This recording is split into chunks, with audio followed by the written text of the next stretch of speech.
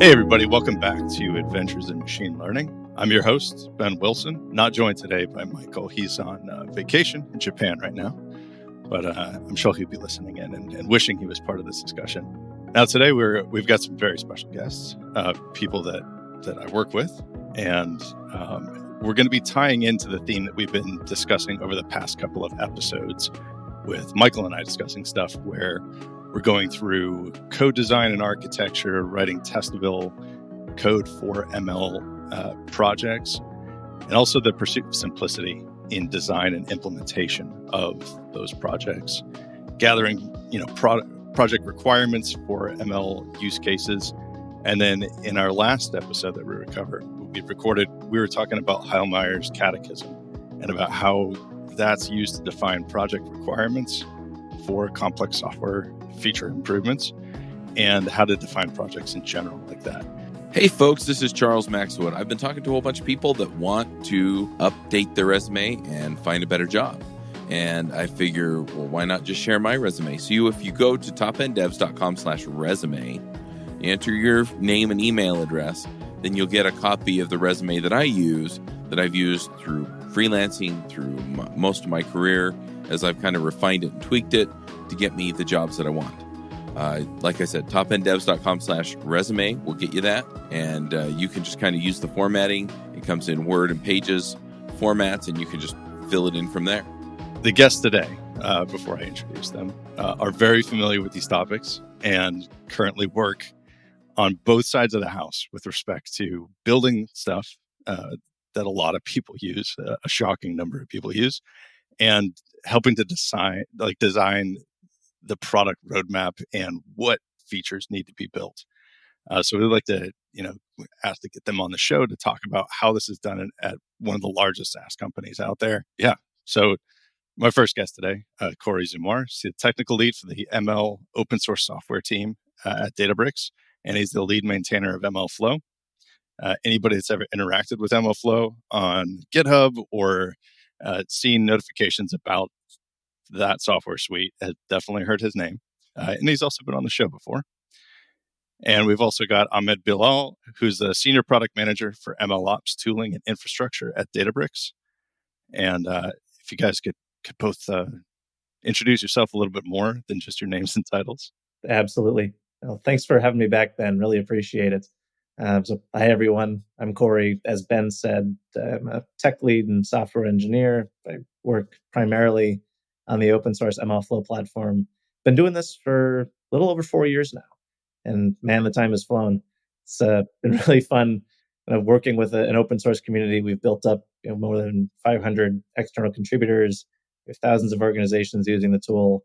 And when I started working on this with a team of about 7 or 8 people, it consisted of a few core components that integrated with a few libraries.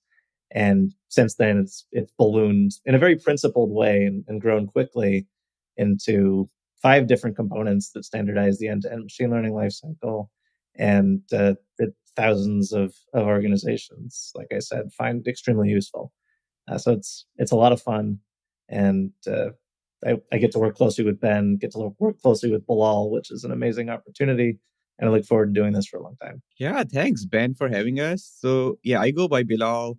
I'm a product manager on the MLOps tooling here at Databricks, which includes MLflow. And that's, honestly, sort of the best part of of my role, being able to talk to sort of the diverse community of ML practitioners that are using MLflow, and then being able to get their data and being able to continuously improve the product.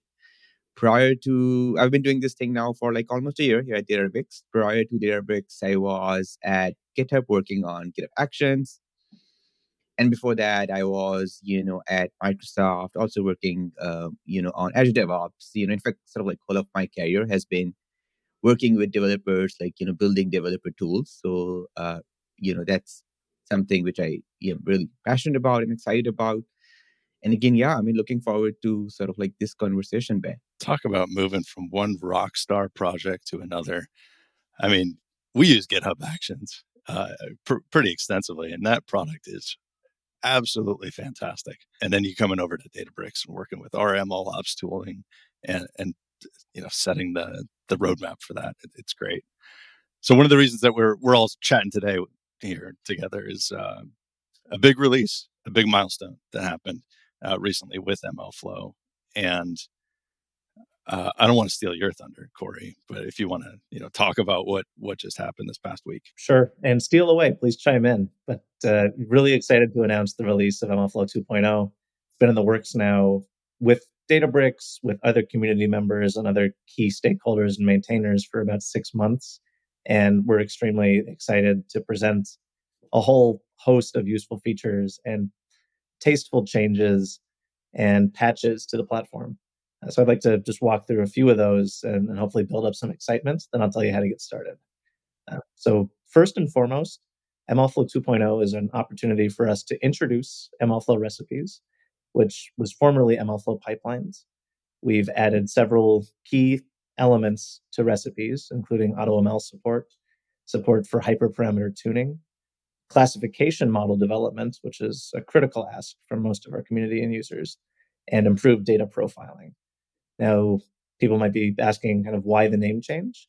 We wanted to underscore that recipes focuses on data science workflows for developing high quality models that are ready for production, and that's the domain within a very wide space of MLOps that we'll be focusing on. So we hope that MLflow recipes and MLflow 2.0 creates a lot of joy and rapidly accelerates your model development. We've also done a whole bunch of other work. So from a UI perspective, we've overhauled the MLflow experiment page. You'll find that we've streamlined a lot of the functionality around search, filtering, and ordering. We've also created a run pinning feature, which is something the community has asked for a while now. If you find good runs during your experimentation, one day you can pin them to the top of that table. And then as you continue to experiment for subsequent days, weeks, or months, you can be confident that you have a reference to those most important runs as your experimentation progresses, which is extremely important because it can take a long time to build a good model. Beyond the UI, we've also consolidated a lot of our APIs throughout MLflow tracking and the model registry. You'll find that we now have a slimmed down version of APIs for fetching experiments, fetching runs, reducing kind of a lot of duplication and confusion in user workflows. Finally, we've modernized a lot of our integrations with the ML ecosystem. First and foremost, the MLflow Evaluate API has been stabilized. This API provides a single line of code that you can use to produce a whole comprehensive performance report for any given model. It also produces explainability insights, feature importance, plots, and all of this gets logged to MLflow tracking. And we'd like to highlight this as part of the ML ecosystem because you can literally plug in any MLflow model, which means that you can effectively evaluate any model in the ML ecosystem using the single line of code. It's extremely powerful. And we've also overhauled the integration between MLflow and TensorFlow and MLflow and Keras. We've created a consolidated model flavor, and we've added support for TensorFlow core models. This is something the community has asked for a long time, and we're excited to deliver. Now, how can you get started? The easiest way is to go to mlflow.org. You'll see a nice big blue banner as well as a news announcement. It'll provide a whole detailed report of what's changed. You can do an in-depth walkthrough by checking out our blog post. And then we provide a download link. So if this is your first time using MLflow and you happen to be listening to this, you want to get started, you can check out that download link. It's going to take you to PyPy where you can install MLflow. If this isn't your first rodeo, you can pip install upgrade MLflow and fetch that latest version. Should be really easy and smooth to migrate, and we're encouraging everybody to give that a shot. We'd love to hear your feedback on MLflow 2.0. And then as Ben pointed out, MLflow 2.0 is not the end of the road here. So we're encouraging our community to make and continue to make contributions to the MLflow open source project. You can check out our contributing guide on the MLflow GitHub repository. It'll tell you everything you need to know about how to get started. In fact, Ben personally spent a lot of time trying to make sure that it's a smooth development experience. He built out a whole suite of developer tools. You can run a single script, install everything you need in order to get started with making contributions. And as far as what to contribute, we have been curating our GitHub issues page. If you access the GitHub issues, and this is your first contribution, we recommend searching for any issue with the label good first issue. And all of those are watched very closely by maintainers and will help you every step of the way, from ideation to pull request to merge. We also have a public facing roadmap, which you can find in the same location. And it contains a bunch of features, examples, and documentation improvements that we're really excited to help you make. And with that, I think I've been talking for a few minutes now, but check out MLflow 2.0, make some contributions, let us know what you think. Excited to hear from you. Yeah, couldn't have summarized better about the release.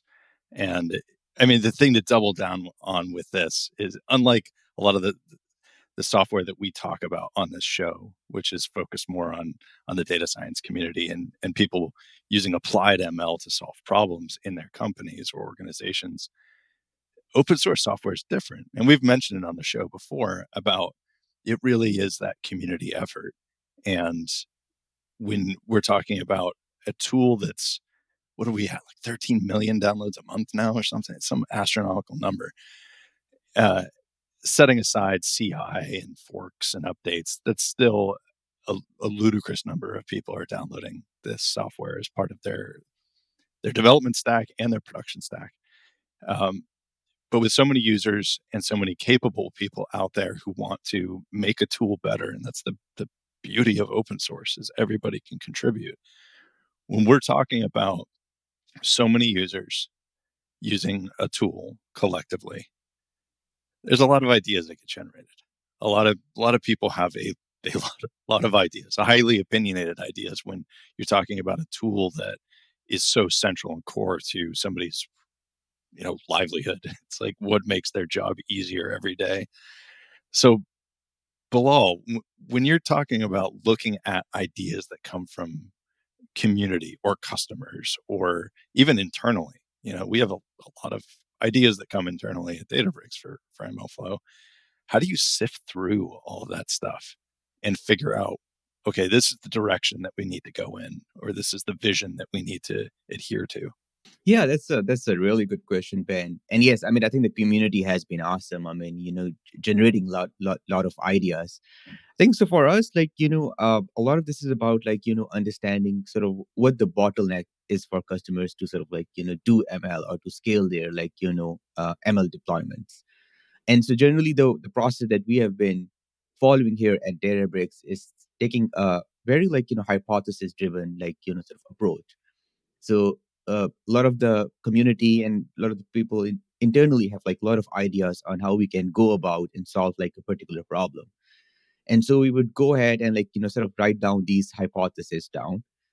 Uh, and then the other thing that we want to do once we have written down this hypothesis is to, like, talk to basically as many customers as we can, like, in the open source world, in the enterprise space. The goal really here is to, like, immerse ourselves in in the user's world and understand, like, what the really struggle is. Uh, and so once you have, like, written out your hypothesis, you getting yourself immersed, you can quickly, like, validate, prove or disprove those hypotheses. And that is, like, I feel like, is very, very critical. Um, and I think that sometimes when you write your hypothesis and when you're doing these customer interviews, you want to be also very careful that you don't, like, bias, your audience into, like, a certain solution. So I think the key really here is to make sure, like, you write down your questions or hypotheses and make them as neutral as possible.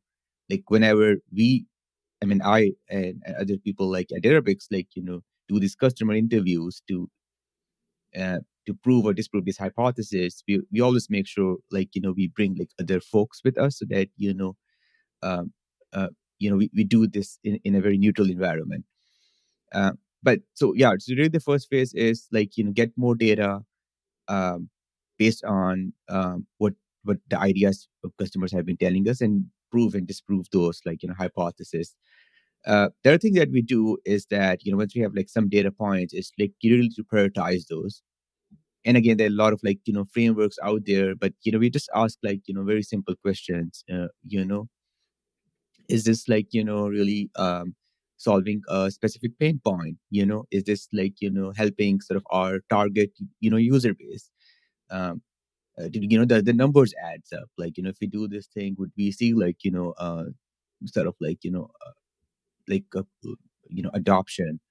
Um, uh, is it like, if we don't do this thing, would we regret it? Like, so those sort of things. We do that. And once we have figured out, prioritized it, then I think the next step is to really like, figure out, ideate, and see like what are the possible ways to implement it. I think this is an area which probably does not take a lot of time. I think once we have like nailed down, like, this is what the problem is, like this is what we need to do. If we, you know, I think the database engineering team has been, and the community itself has been awesome in like, implementing the solution. But like, even when we are implementing it, we want to make sure like we do it in phases. We want to like, get something out very quickly, like, and then ideate through it. We did that with like, MLflow pipelines, which is now like named as recipes. We got like something like a bare version of the product out there, talked to a lot of people, got a lot of like ton of useful feedback. And then we were able to take that feedback and, iterate and, create like a better product. And we'll keep on doing that thing for recipes and for like other pieces of like MLflow. So yeah, I mean, really at the high level, it's about really learning and understanding, the space, defining the problem, and then, ideating quickly and testing the prototypes. Yeah, I really like that idea of a data-driven approach. And for listeners coming from the other side of the house, using tools like this, you can also take that approach to your own project work internally to a company. You have customers as a data science team or as an ML engineering team, and sometimes you're getting ideas from people saying, hey, we should build this thing, or we should use AI to do this thing. Not all those ideas are going to be great or useful or worth your time. They could be super expensive to develop.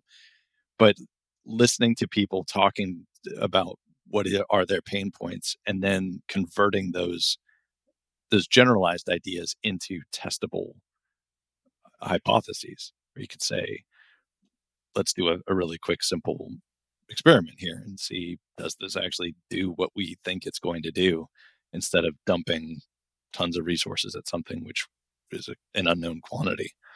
So on that note, with feature ideas, when we look at the issue board daily, sometimes multiple times a day, depending on how busy things are, and sometimes we get that little block at the top at the beginning of a subject line, bracket, FR, bracket.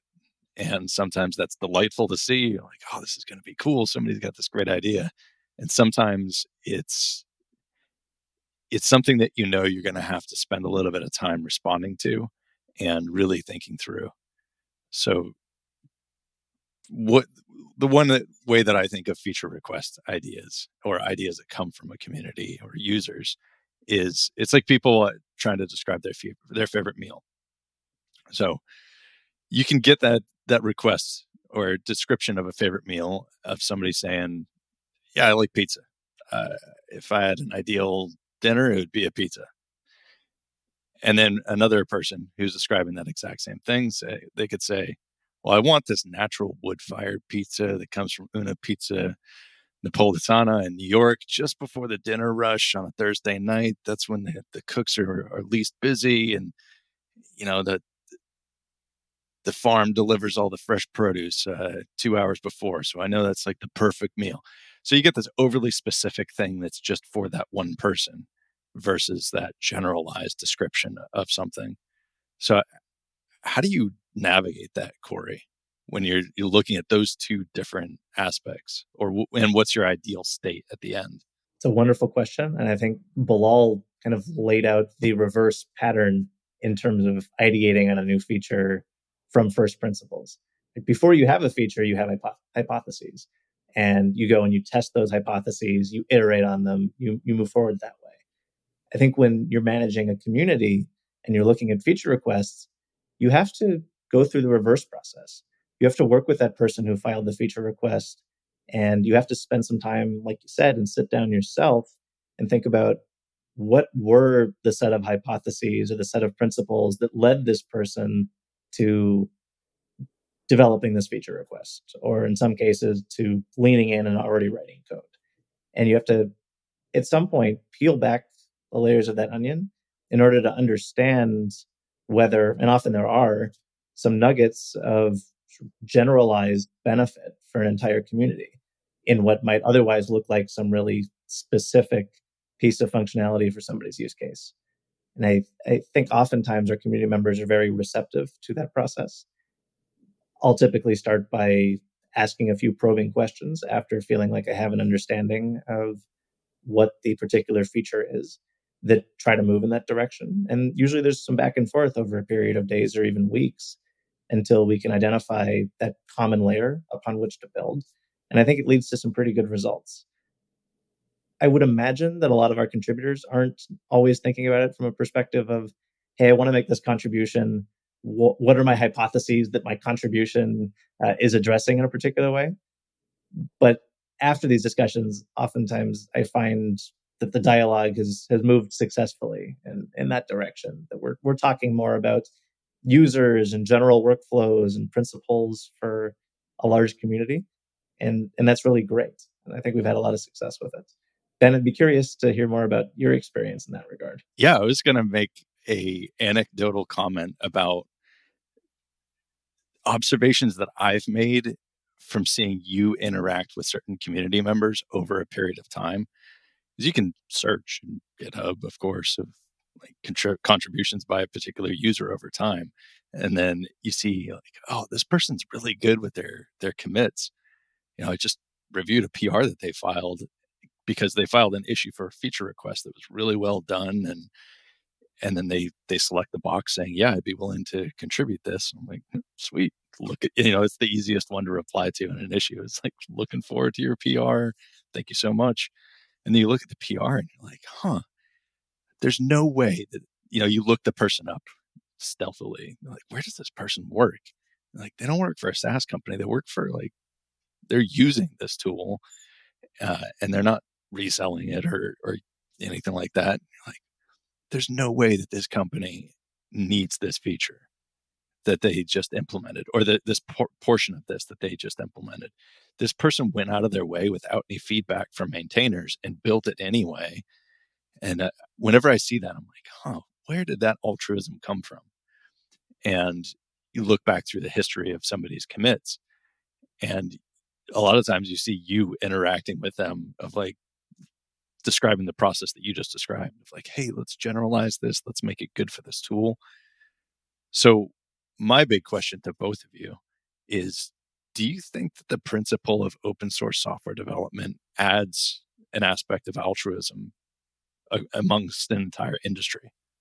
Hey there, this is Charles Maxwood. I'm excited because I wanted to let you know about this thing that I pulled together that I've been dying to have this for years, and I never felt like I could. And then I just realized that there's no reason why I can't. So I'm putting together a book club, and we're going to read development-focused books, career books, technical books, whatever. The first book that we're going to do is going to be Clean Architecture by Uncle Bob Martin. If you're not familiar with Clean Code or some of the other stuff that Bob has done, check that out. I've also talked to him on the Clean Coders podcast, which is on Top End Devs. But we're going to get on. He's going to show up to some of our meetings. And what I'm thinking is we'll probably have like 5 or 6 people part of the conversation along with Bob and I at the same time.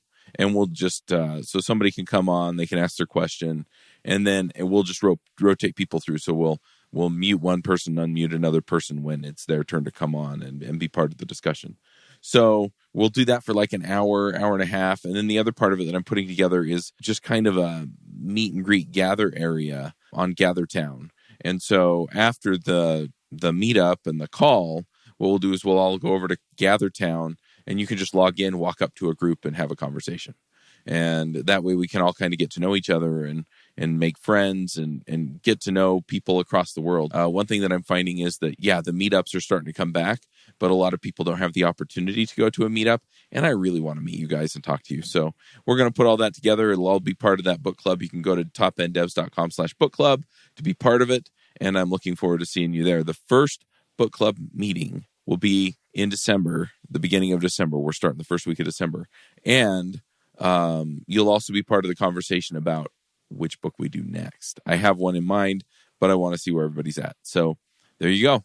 I can start there, and if you don't mind, Bilal, and curious to get your thoughts as somebody that focuses more heavily on the Databricks side of the product. But I would have an unequivocal, absolutely response to that.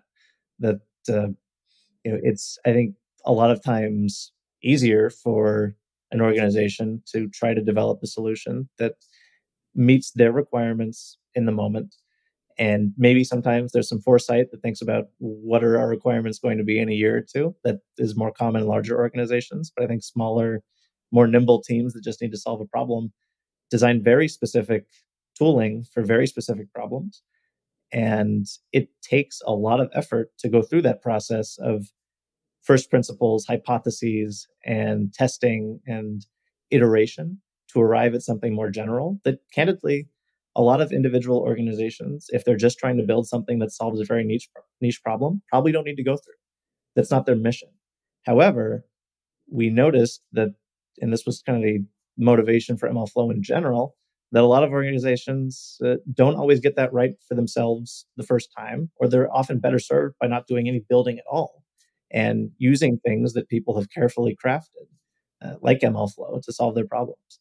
So I think there's certainly an element of altruism in there, in trying to build a platform that's useful for all organizations, not just one or two, and that continues to take on that burden year after year. It's a burden of love. It's a lot of fun, of understanding where has the ecosystem shifted, what do organizations and what do community members need, and how can we evolve the platform with that in order to make it happen. It's what drives me every day. It's what I love about open source, and the altruism in it, I suppose, is just a bonus. Yeah, I would just 100% agree with Corey, and would just build on top of it is that I think when we are looking into features and thinking about capabilities, we really don't discriminate. In fact, I think the MLflow core base is the same across both open source and and the managed Databricks platform. Yes, I mean the one that's running on Databricks, it's managed, so you don't have to worry about the infrastructure and all that sort of stuff with security and permissions. But the core set of features are the same. And I talked to a lot of engineering team as well, and the folks that are building MLflow, and a lot of them are just excited about sort of the impact that those engineering teams are making on sort of ML ops, uh, um, you know outside even Databricks. So absolutely. I mean, I think if you really want to uh, build a good software, help ML practitioners, or for that sake, any practitioners in any discipline to be successful, you just have to take a sort of a open source approach, because that's sort of the way where you can sort of get and interact with a lot of the people that are out there. um, so so absolutely agree with what Corey said, and I think that's also what drives me. The fact that we are sort of trying to improve the lives of so many people out there, helping them do ML, which and productionize ML, which remains a pain point for a lot of the organizations out there. And so I think so that drive to make the lives of people better with ML is, I think, is at the core of uh, you know Databricks ML teams. So shifting gears just a little bit, we're talking about, let's say, not specifically MLflow, but some other large new initiative. And a great idea comes along that has been vetted, asked all the right questions, collected the data, determined that, hey, this is worthwhile doing. And the idea is still at the product phase. You're still formulating what this actually is going to look like in an iterative design fashion. Say, hey, here's our phase one of what we would probably be building. Can you talk a little bit, Bilal, about what the difference is between selling an idea like that to executive leadership versus selling that same idea to a development team? Are there differences, or is it a completely different conversation? Very interesting question. I don't know if there are any differences. I feel like it's more or less the same. And that was like sort of like an insight for me as well, because I noticed that you have to sell your ideas internally a lot to your organization. It's the same way you are like maybe selling your ideas to customers or to like to your external uh, to external teams. And so you still have to do your homework. You still have to like make sure like you message your stories in a personal way, which is like you want to talk to and focus your ideas in a way like how that solution that you are building would help the executive team or the enterprises. Um, you still have to like get your numbers, like get the data and all the facts, like based your reasoning on data. And importantly, you have to like create like a story, because numbers are good, but those are generally not memorable. So you want to like uh, tell your message in a story. So I think, like, honestly, I feel like sometimes it's more difficult to like sell ideas internally to your executive team.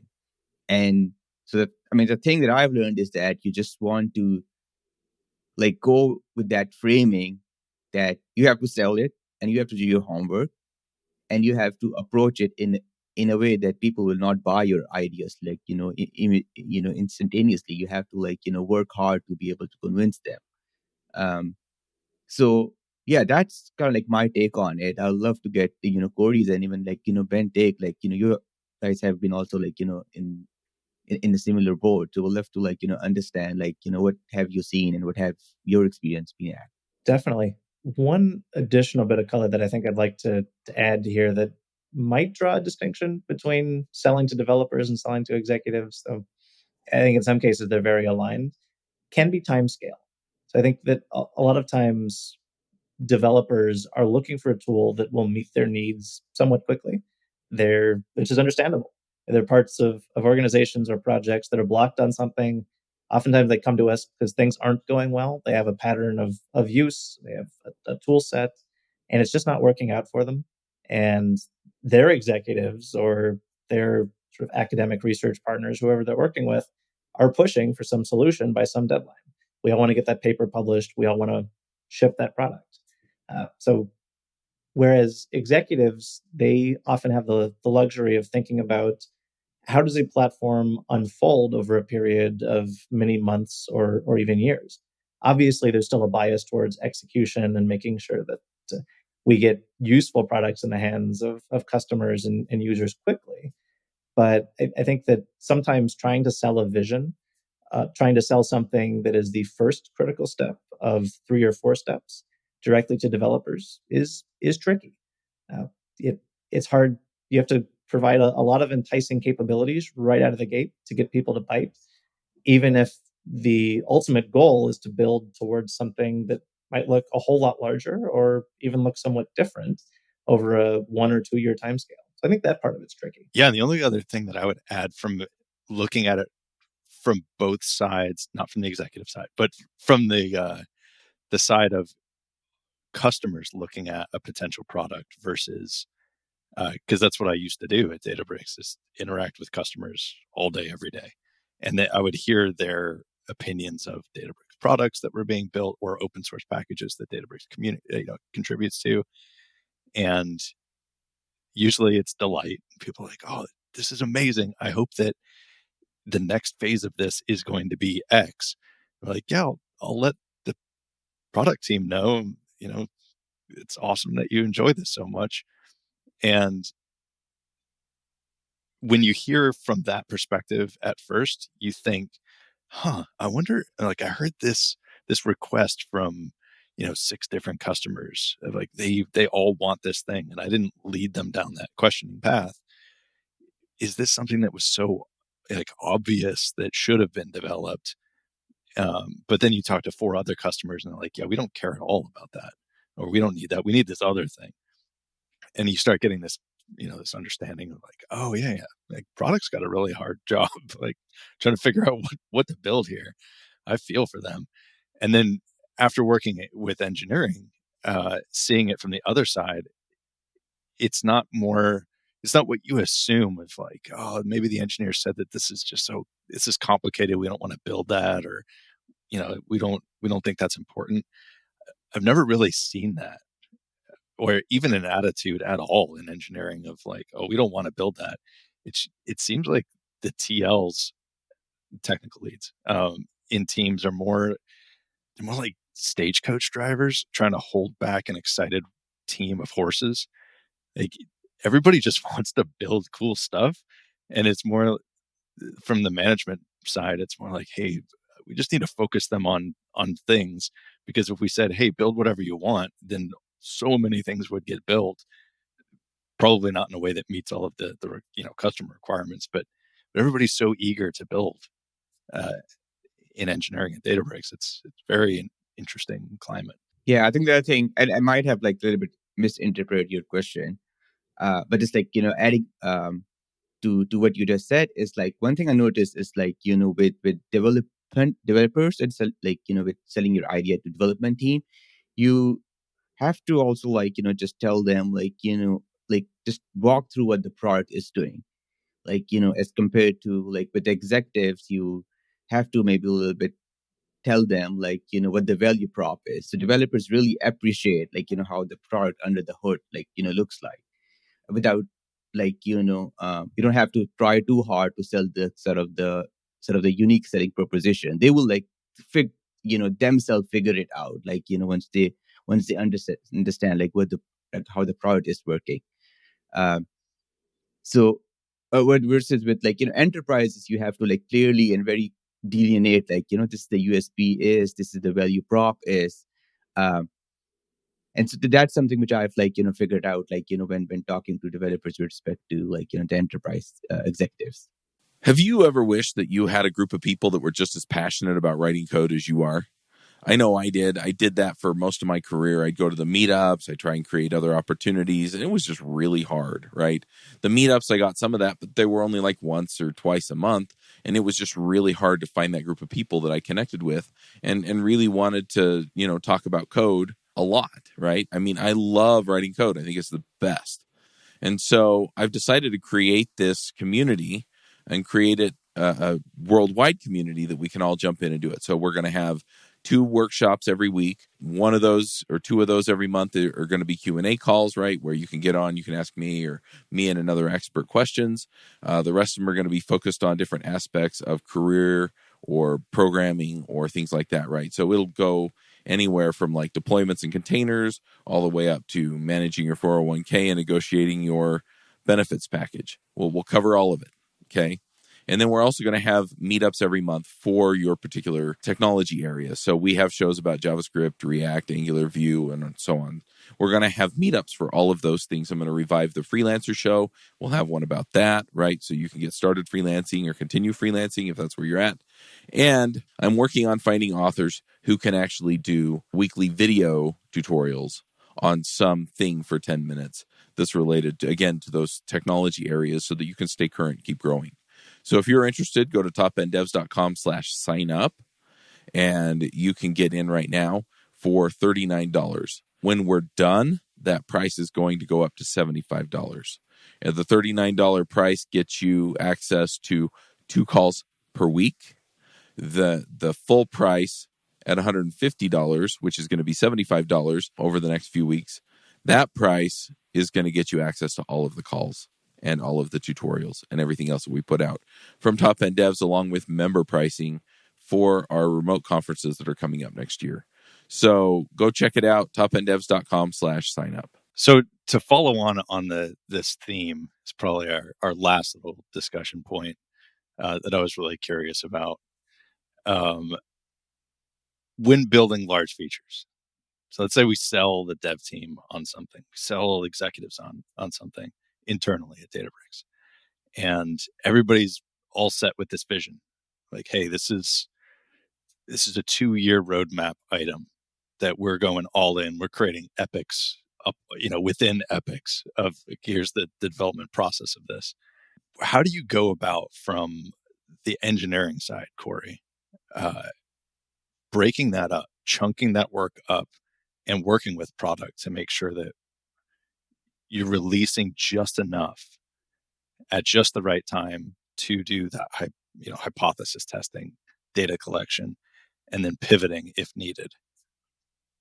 Could you explain the process that you use to look at a massive project and say, okay, here's as much as we're going to do? Definitely. So it's all very requirements driven. I think first and foremost, you have to have leadership and people organizing efforts on the engineering side that are really in tune with product. They have to see eye to eye on the requirements. So with a whole big list of potential customer requirements and hypotheses that you want to test, you have to rank them. And you have to be very aggressive with what you think matters in the immediate term and what you think matters in the medium or long term. And then you have to make sure that everybody agrees on that, engineering, product, executive level, and that you retest and check in on that set of requirements as you move through the project. So I think a lot of times there's this impetus or this motivation to try to build in features like a whole bunch of external library support for all sorts of different machine learning frameworks, or to build in integrations with orchestration tools. I want to take this workflow that we're trying to enable developers to run on their laptop, and I want them to be able to run it on all sorts of orchestration engines, Airflow, Kubernetes clusters, all this stuff. And people ask for it sometimes in the community. We'll put something out initially, and they'll ask us for that, and that should be the kind of signal that we're looking at. It's once we've put something out there and we've internally identified that, hey, this is something we could build, but we want to hold off. And then when we hear it from our customers, from the community, that's when we pounce and we go in and we build it. I think there's a very intentional restraint to the process initially, which is identify as much surface as we can, but given those requirements, only ship what's really minimally necessary, and only add once there's a concrete ask. I think that keeps us focused. Otherwise, if you don't have any concrete asks in a whole bunch of areas, you're certainly going to get them in other places. And if you just let engineering teams run wild and build whatever they want, the concrete asks that you're getting from users and customers often fall by the wayside. We've seen that happen, I think, when we were an earlier project and when Databricks was an earlier company. So I think it's just kind of ruthless minimalism in a lot of ways, especially early on. Yeah, I 100% agree. And I think this is especially tricky when you're doing 0 to 1 products where you don't even have the product market fit, right? So you have some set of really core assumptions. And I think what you want to do is just to do the minimal amount of work to test those assumptions. What's the, just couple of few things that you can release and get enough data to test some of the core assumptions you have. And then once you have tested those, then you build on top of those. 100% agree with this concept of shipping the minimal thing that you can do, writing the least amount of software lines to validate at least your assumptions. And then once you have some product market fit, then you can go in and start putting more resources and at scaling your products. And then that iterative process is something that never really ends with this software development paradigm. It's as you said at the start of the episode, Corey, hey, 2.0 is not the end. MLflow, who knows? Maybe we'll get to 17.0 with the two-year release development cycle between major releases. That process of we release a small part of something, collect feedback from the community, listen to their complaints, mark it as experimental, be like, hey, stuff might not work the way that you really want it to yet, but we're going to listen to you and we're going to work with you. And I just wanted to say that in addition to that, that's also the internal process. So, and for, listeners that are out there that are wondering how to apply something like this to an ML project within their company, you can do that with with any project, really. Even if it's something that it's a model for an internal team, it's not something that's customer facing. You should be thinking about it in that way. Start small, start simple, collect feedback and data, make adjustments. That's why in previous episodes, we've been talking about writing clean code, writing modular code, writing testable code. Because if you're following this development process of iterating rapidly and evaluating at each stage of a potential release, the cleaner your code base is, the cleaner your processes are around making changes and getting buy-in, and that collective process, decisions that are made of, should we develop this feature, should we not, how should we implement this feature at every step of that process within Databricks, at least. That's a community decision. It's not one person saying, we're building this is what it's going to be like, go do it. Just yesterday, we were filing, requests for people to evaluate small changes that we're doing, and that goes out to dozens of people who all provide feedback. We make adaptations based on their knowledge, their wisdom, and their perspective, and then come to a consensus point of saying, okay, yeah, this is what we want to do. And in internal ML projects, you can do the exact same thing. Listen to your internal customers, gather feedback from them, and build iteratively. Don't do the waterfall approach, which we've talked about on many episodes. You don't wait until you're done with the best trained model that's ideal for the situation. And Michael and I and many guests in the past have walked through how that can blow up in your face. So advice, listen to how we were talking through how MLflow is developed, and take of it what you can. So, hey, thanks so much, both of you, for coming on, talking about, quick recap of what we talked about. MLflow 2.0 is out. It's out, ready for testing. Yeah, try it out. Let us know if it's broken. Hopefully it's not. If you have great ideas on things to contribute, please let the team know. And that doesn't just go for MLflow. You're using an open source package out there somewhere, and there's a community around it, and there's something that you're just like, man, I bet other people would really get a benefit out of this idea. Feel free to post it. That's what the issues board is for. Most people contributing to open source, as we were talking about, with altruism. People that contribute to open source just want to make the world a better place in the way that they can. If that's giving away their time for free so that other people can build awesome things or do something great for the world, that's why we do it. So help people out, share your ideas. No idea is a dumb idea. Just post it, start a conversation. And then I just wanted to thank both of you for running through a lot of this, sort of not frequently talked about sorts of things about how engineering and product work together to build great things together, and what those processes look like, and how to be data driven in that process. So is there anything else that either of you would want to share in closing? Well, I've already called out the MLflow 2.0. Third time's a charm. Please let us know how it's going. Really want the feedback. But I just wanted to say that, Ben, Bilal, it's a pleasure working with you closely on the product and the engineering fronts. Excited to keep building. Yeah, likewise. Together. Totally. Yeah. All right. So thank you, Corey. Thank you, Bilal. And you can catch us next week on our next scheduled recording. And until then, I've been your host, Ben Wilson, and I'll see you next time. Bandwidth for this segment is provided by CacheFly, the world's fastest CDN. Deliver your content fast with CacheFly. Visit CACHEFLY.com to learn more.